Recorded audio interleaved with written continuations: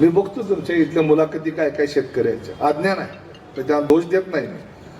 पण ते म्हणतात की शरद पवारांनी काय केलं तर 70,000 कोटी रुपयाची कर्जमाफी केली सगळ्या देशाची 2010 साली.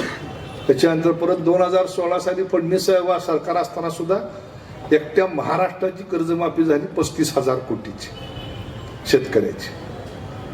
त्याची कोणी चर्चा करत नाही. पण पवार साहेबांनी 70,000 कोटी दिले, मोदीने आम्हाला काय दिलं असं लोक बोलतात. मोदी तुम्हाला दर वर्षाला 75,000 कोटी देत आहेत, ती लोकांना कळत नाही. पण एकदा 70,000 कोटी दिलेलं आम्ही विसरत नाही. म्हणजे हे प्रचाराचं एक तंत्र आहे, लक्षात घ्या. लोकांच्या मनावर बिंबवायचं. मोदी काय तुम्हाला 6,000 देतो असंच म्हणते ती विरोधक. शरद पवारांनी 70,000 कोटी दिले. म्हणजे शरद पवारांनी 70,000 कोटी दिले म्हणून सांगायचं आणि मोदींनी तुम्हाला 6,000 दिले म्हणायचे आणि तुमचीच तुम्हाला देते. हे 72,000 कोटी होते देशाचे हे सांगत नाही. 4 लाख कोटी खात्यावर जमा झाले हे सांगत नाही.